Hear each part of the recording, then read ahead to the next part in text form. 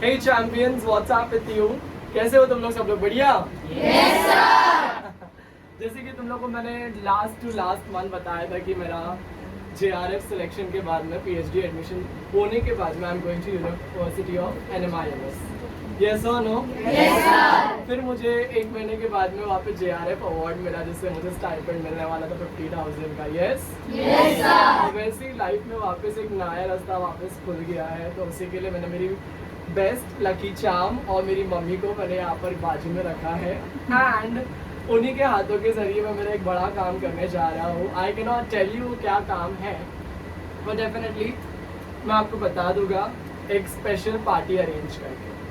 All right, in the month of March. कि वो successful है या नहीं है, बट फिलहाल वो काम अभी चालू होने वाला है। तो मम्मा आप प्लीज़ इधर पर सबमिट पे क्लिक कर लीजिए एंड वो काम हो जाएगा।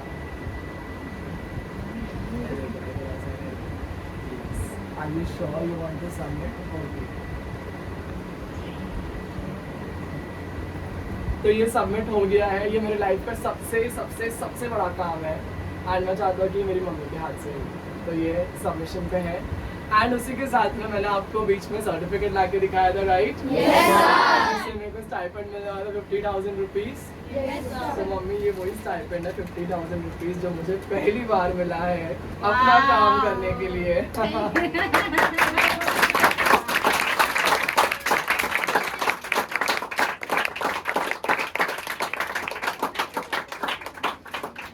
और ये पूरे 50,000 है, आपको अच्छे से दिवाली मनाने का है और जी भर के दिवाली मनाना और मस्त वाले मजे करना। पहले साईं बाबा को डेडिकेट, यस। बाद में दिवाली सेलिब्रेट। तो ये वही पैसे हैं जिससे मैंने रिसर्च करना शुरू किया है। मेरे को मेरे पढ़ाई के लिए पैसे मिल रहे हैं, मैं पढ़ रहा हूँ और मुझे पढ़ने के लिए पैसे मिल रहे हैं। तो मैं आप लोग को भी यही बात बताऊंगा कि देखो, पढ़ाई करने से ही आपको सब कुछ मिले। जो मैं अभी एप्लीकेशन भी सबमिट कर रहा हूँ ना, ये बहुत बड़ा एप्लीकेशन है, मेरे लाइफ को बहुत 360 डिग्री चेंज कर सकता है, आप लोगों की दुआ रहेगी तो। एंड उसी के साथ में it is very dear and special time for me that हम लोग ऑलरेडी 6 मंथ्स के ही टाइम टू ट्रैक में बचे हुए हैं।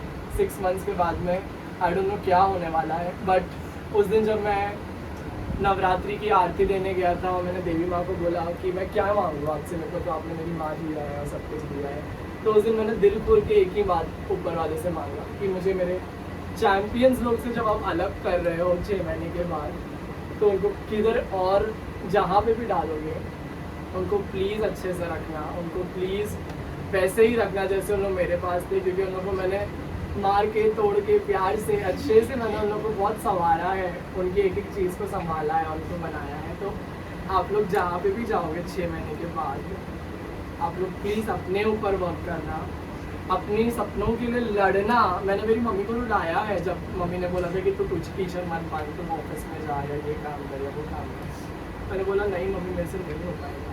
एंड वो सारी चीज़ें होने के बाद में आई हैव मेड श्योर कि जो मैं काम कर रहा हूँ उससे मैं गिरूँ नहीं नीचे ज़मीन के अंदर। अंडरस्टूड? तो एक बुरा आदमी बनना बहुत आसान होता है, एक अच्छा आदमी बनना बहुत मुश्किल होता है।